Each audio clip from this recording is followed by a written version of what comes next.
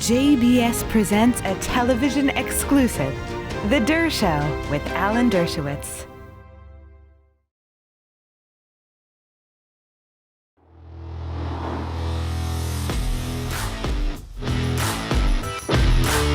Shalom, that's the word of the day. I'm sure that's the way my friend, the president of Israel, Bougie Herzog, greeted President Biden and the prime minister of Israel. And I'm sure that President Biden responded by saying shalom, because, of course, shalom has three meanings. It means hello, it means goodbye, and it means peace, which I think everybody on the tarmac hopes for and prays for in this most divisive of areas of land, namely Eretz Yisrael, the land of Israel, which now includes the state of Israel, as well as the Palestinian Authority. And so President Biden, building on the Abraham Accords, which were obviously brought about through the work of people like Jared Kushner and Avi Berkowitz and David Friedman and Mike Pompeo, and of course, President Trump.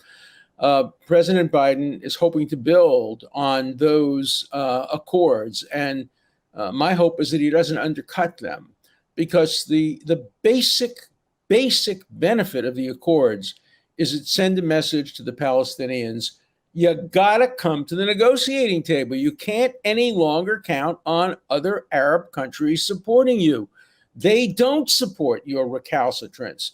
They don't support your unwillingness to compromise. They don't support your terrorism. They don't support your implicit support for Iran that endangers the entire Middle East. They're not on your side. They want peace. And peace can come about only if the Palestinians know they're not going to get it through the BDS movement in the United States. They're not going to get it through Noam Chomsky, Norman Finkelstein. They're not going to get it through people on university campuses who are demonizing Israel. They're going to get it only if they sit down with the Israeli government and say, look, we're prepared to make compromises if you are. And the compromises the Palestinians must make is a disarmed Palestinian state. That doesn't mean it can't have guns and other weapons by the police force. It means it can't have an air force, because nobody trusts the Palestinian terrorists who might get a hold of the air force not to use it against Israel. They can't have tanks. They can't have nuclear weapons. Remember when Germany and Japan surrendered at the end of the Second World War? They also gave up any kind of offensive weapons. It took years and years and years, decades, before anybody would allow those two countries to engage and have the weapons necessary to engage in the kind of aggressive warfare they're engaged in when Germany invaded Poland and then Russia, and when Japan bombed Pearl Harbor. No, we're not going to let you do that again, said the United States of America. And Israel is saying the same thing. Just remember a little bit of history. I sure hope that President Biden knows this history. You can get it out of my book, The Case for Israel, or The Case for Peace. I've written extensively about this problem, but the history is so important. The history is crystal clear. Great Britain convened what was called the Peel Commission, and the Peel Commission recommended the partition of what was then the mandate into essentially three areas. The first, the largest by far, would become an Arab Palestinian state called Transjordan at the time, now Jordan. More than 50% Palestinians. Hashemites came in. They had no indigenous connection to the land. They came from tribes in Saudi Arabia. The king of Jordan has far less connection to Jordan than many Israelis have to Israel. But they divided it into three: Transjordan, which became Jordan, the largest by far. Then they offered the largest amount of arable land, most of what is today central Israel and the West Bank, to become a Palestinian state.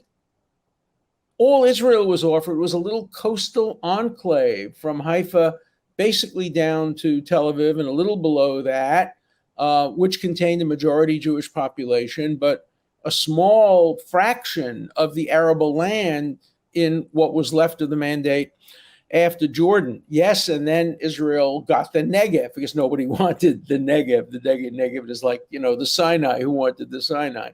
It's desert.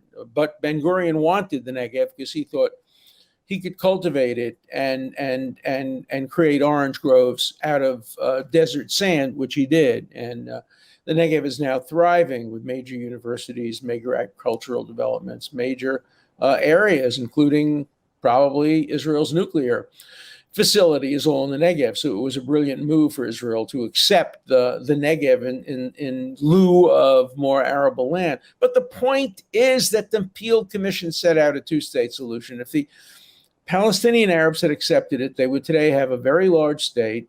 There would be no refugees. There would be no Nakba, the catastrophe.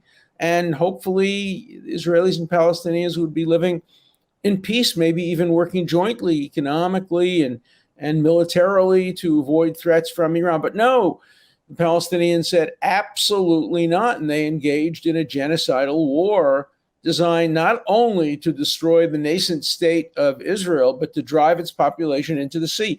That's not me. That's the Palestinian leadership saying, drive them into the sea. Make sure there isn't a single Jew. Citing the Quran, they say, rocks, tell us if a Jew is hiding behind you, rock, and we will slay that Jew. That's in the Quran, and that was the motto. And remember who the leaders of the Palestinians were. The leader was a man named al-Husseini, the Grand Mufti of Jerusalem, who spent the war years in Berlin with Adolf Hitler, his close friend. Al-Husseini was declared a Nazi war criminal after the war.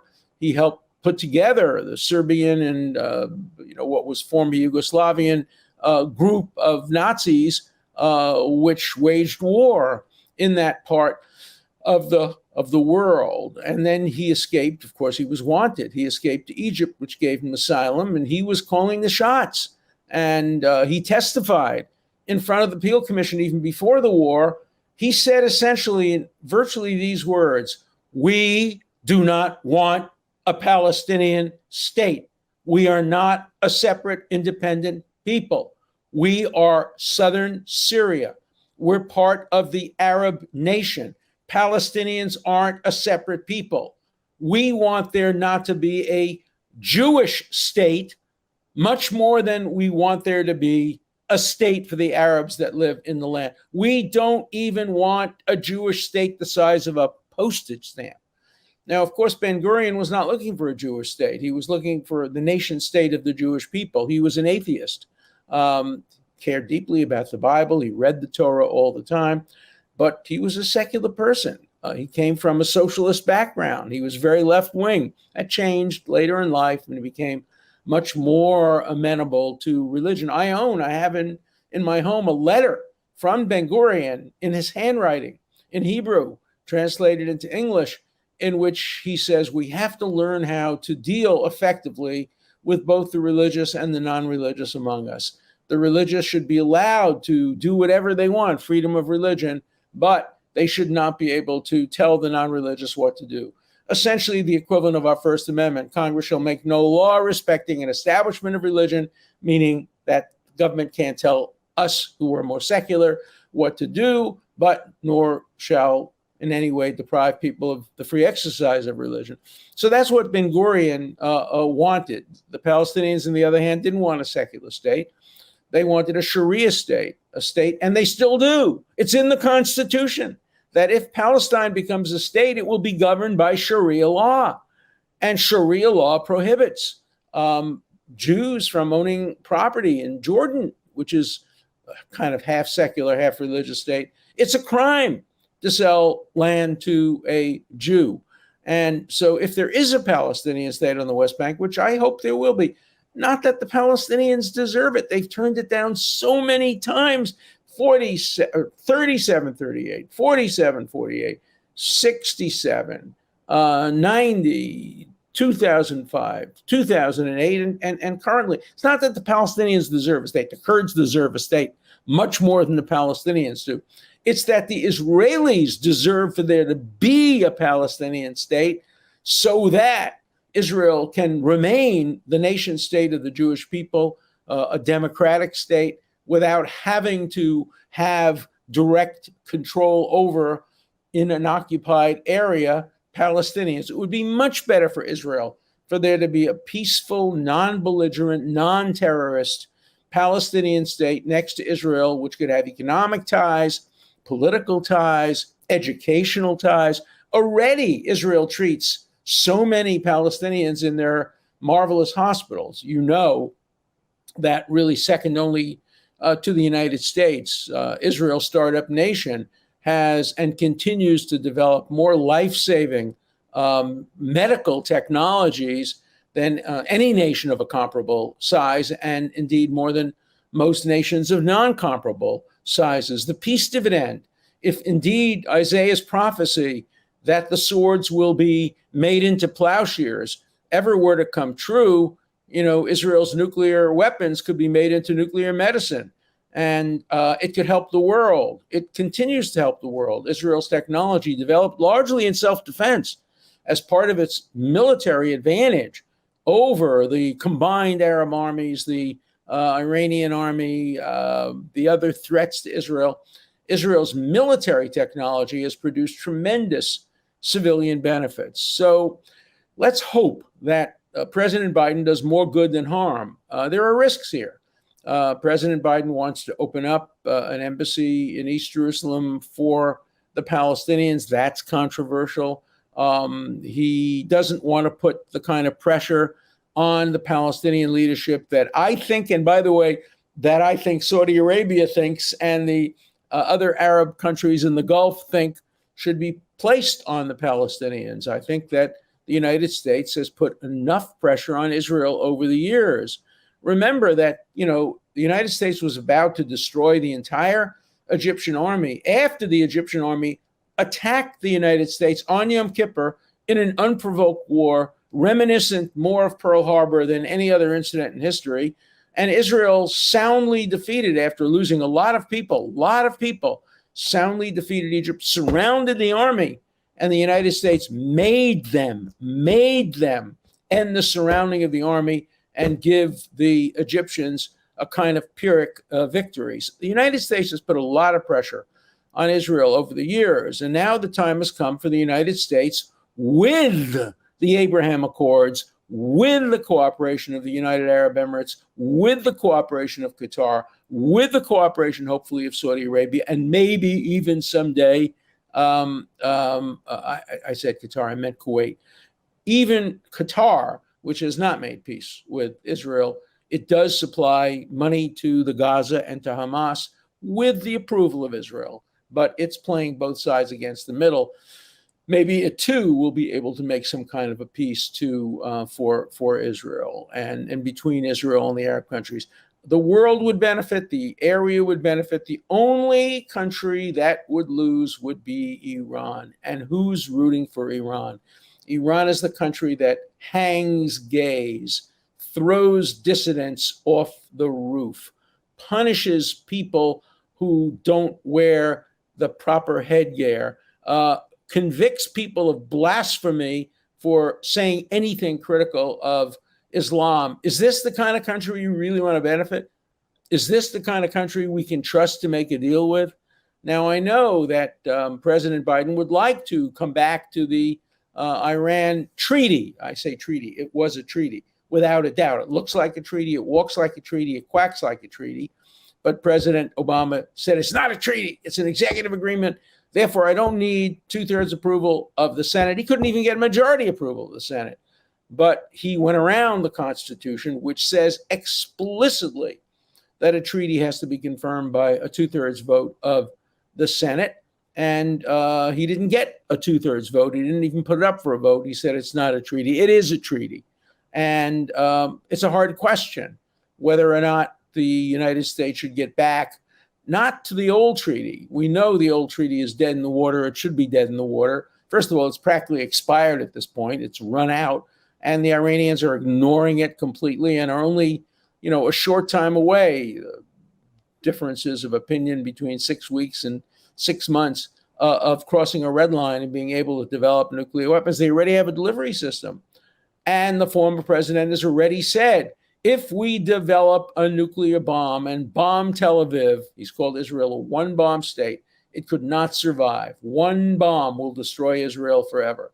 He said, then if Israel retaliates and kills 20 million Muslims by bombing Tehran, that would be worth the trade because it would end Israel and Islam would still survive with its more than 1 billion people. Is that the kind of country anybody would trust to have nuclear weapons? No. And Israel will not allow Iran to develop nuclear weapons. The question is, will the United States? Will the United States join Israel? They have to some degree. They've used technology to slow down the effort. But Israel has taken the larger role in trying to prevent Iran from developing nuclear weapons. Will it eventually someday have to engage in probably one of the most difficult, complex military operations in the history of military operations? And that is an attempt to destroy the underground nuclear facilities, which today are only amenable to bunker-busting bombs, which are not currently in the Israeli arsenal, at least as far as we know. Obviously, Israel could use tactical nuclear weapons, but they are not going to do that. As a last resort, maybe they should. If the choice is between being destroyed by a nuclear enemy sworn to its destruction or using tactical nuclear weapons in a preventive way to prevent that kind of event, I think reasonable people could disagree about what the right approach might be. But Israel has promised it would not be the first country to introduce nuclear weapons into the Middle East. So let's see what President Biden does. He's going to be in Israel a couple of days, then he's going to go to Saudi Arabia and other places. His goal is right. His goal is clearly peace. His heart's in the right place. He's a friend of Israel. But the hard left within the Democratic Party is already making noise. Dozens of Democrats have called for a harder line on Israel, with some of them, the most extremes. Presley was my congresswoman in Cambridge, Massachusetts, basically doesn't want any support for Israel, and yet Jewish residents of Cambridge vote for her. Ilhan Omer, AOC, they're all virulent, bigoted haters of Israel. They cross the line, often from anti-Zionism to anti-Semitism, and they are a part of the Democratic Party. And if they ever become a majority of the Democratic Party, you can be sure that I will no longer remain a Democrat. I remain a Democrat because I want to help marginalize the extreme left wing of the Democratic Party. I haven't left the Democratic Party, but the left wing of the Democratic Party has left me. And I do not support that wing of the Democratic Party any more than my good conservative friends, centrist conservative friends, support the right fringe, the Greens and others. I don't mean the Greens as a color. I mean the Greens as a name of a congresswoman on the extreme right of the Republican Party. We have in common my liberal centrist friends and my conservative centrist friends. I don't have too many left on the liberal side. I have a lot on the conservative side.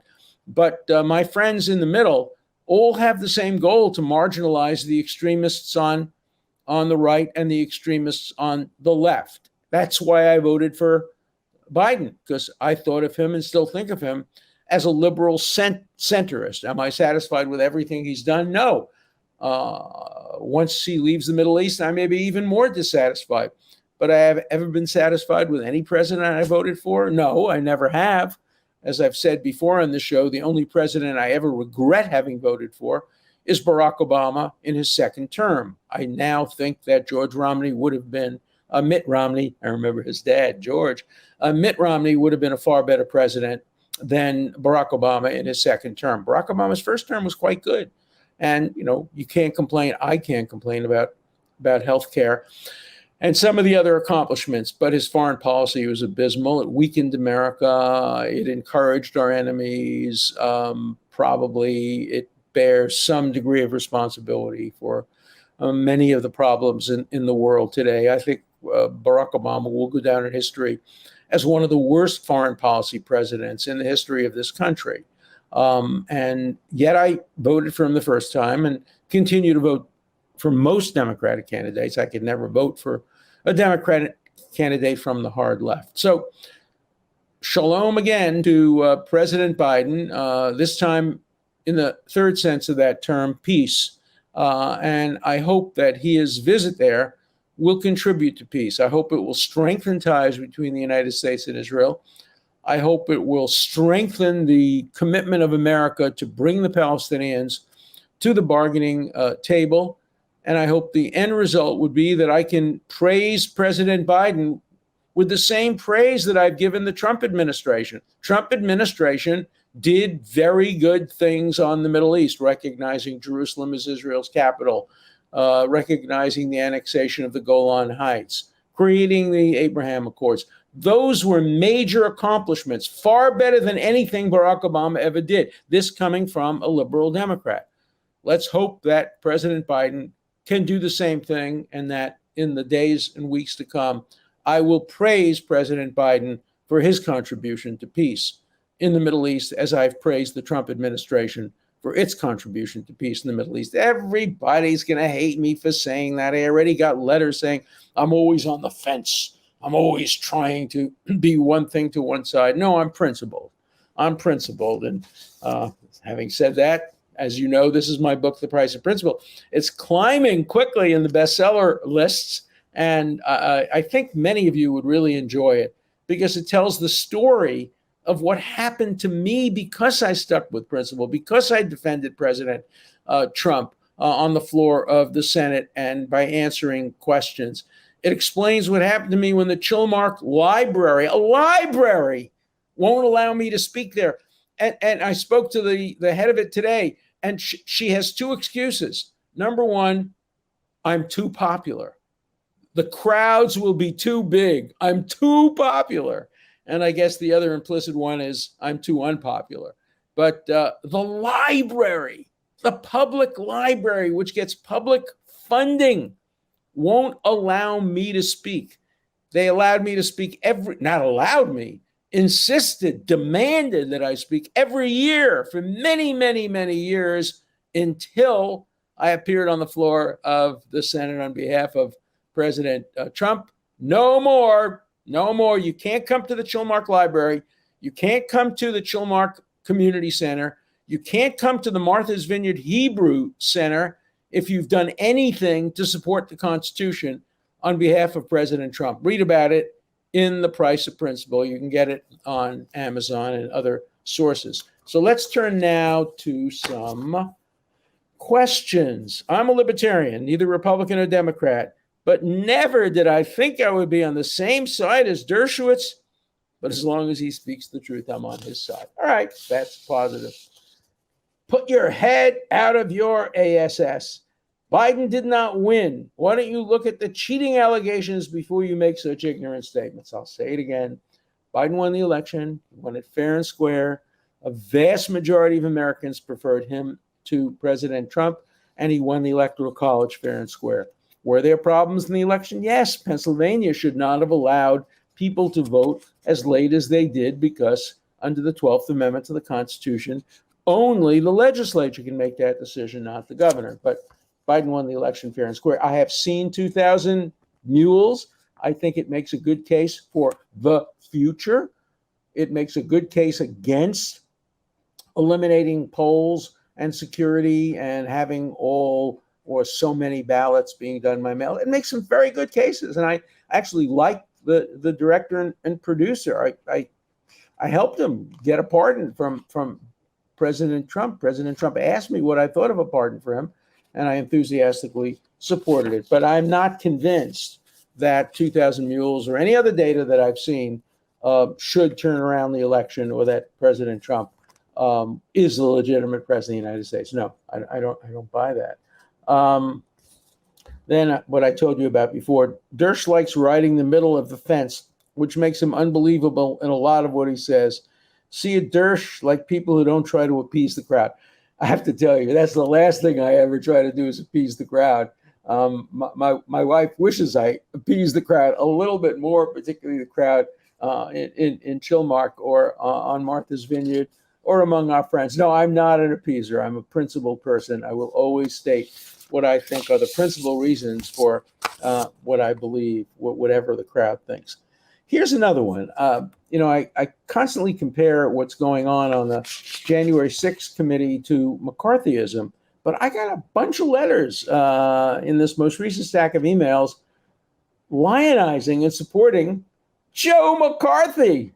McCarthy was a hero. He was spot on, and merry Americans knew he was. But the KGB has been operating an infiltrating and subversion operation for 20 years by the time McCarthy started going after them. By the way, I don't disagree with the fact that the KGB was trying to infiltrate America and may have succeeded in some places. But the tactics used by McCarthy, I don't judge things by the ends. I judge them largely by the means used by the House Un-American Activities Committee, which was in the House, and the comparable Senate committees, and Joe McCarthy was in violation of the Constitution, in violation of the rule of law, in violation of due process. So I don't agree with the attempt to lionize McCarthy. McCarthyism is one of the worst episodes in modern American history. I know I was there.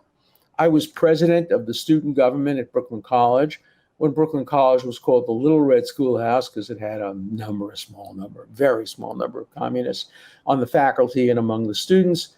And they elected a president not of the student body, of the faculty, a president of the university, who was known for his anti-communism. And I fought with him all the time. He tried to ban communist speakers. He tried to fire communists who were teaching. And I fought against him and that, even though I was and still am a virulent anti-communist. All right. Anyone with half a wit who was not compromised and in camp with the enemy would comprehend that McCarthy was right. And if anything, he underestimated the threat. But his enemies used ad hominems to undermine this man and was correct all of the time. Now, all right, remember, he talks about ad hominem now for his last sentence. Yes, Jews can be fascists too. Right, Dershowitz? Ask your buddy Soros how that works. I don't like Soros. I've never liked Soros. Just because he's Jewish on his parents' side does not mean I have to like him. Some of my greatest enemies are Jews, as are some of my best friends. I don't like or dislike people based on religion, race, ethnicity, gender, or any of those factors. I don't like McCarthy because of what he did. Say what you want about Roy Cohn. He could fix anything. Is that intended to be a compliment?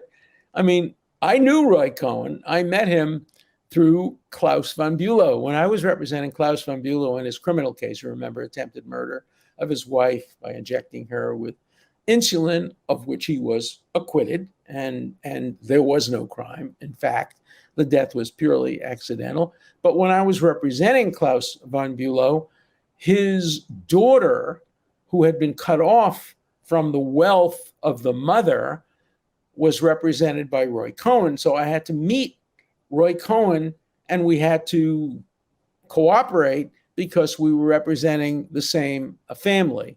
I did not see him fix anything, and I would not, of course, have cooperated in any fixing, but he was known.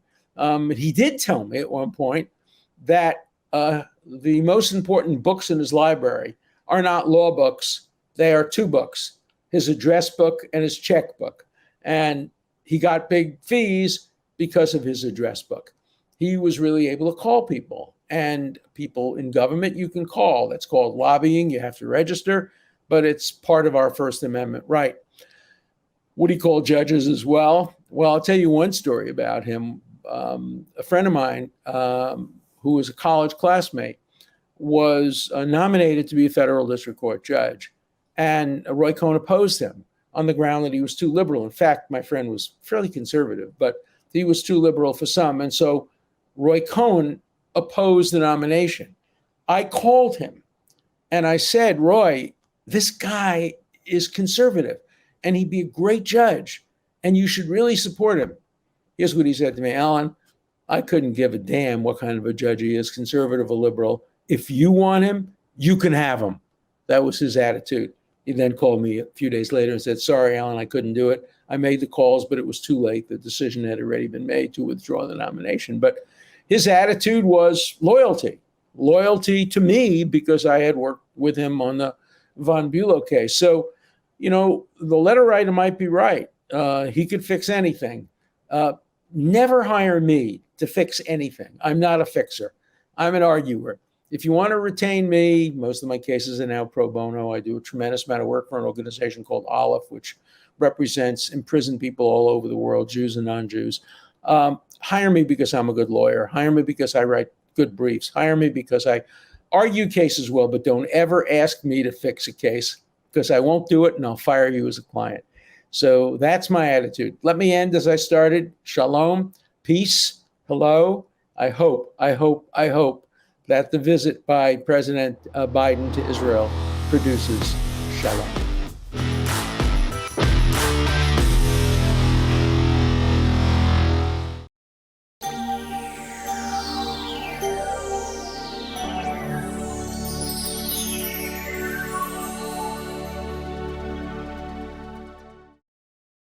We would be pleased to send a complimentary DVD of this program to anyone who wishes to support JBS with a tax-deductible gift of $36, double high or more. Simply visit the JBS website at jbstv.org and click on the donate button to make a donation by PayPal or your credit card. And please indicate the program for which you would like a DVD. Or you can send your tax-deductible check to JBS, Post Office Box 360, Stamford, Connecticut 06904. Or you can call the JBS Pledge Line at 833-MY-JBS-TV. That's 833-695-2788. And again, please remember to indicate which program you would like to receive with our compliments. We thank you for your kind support.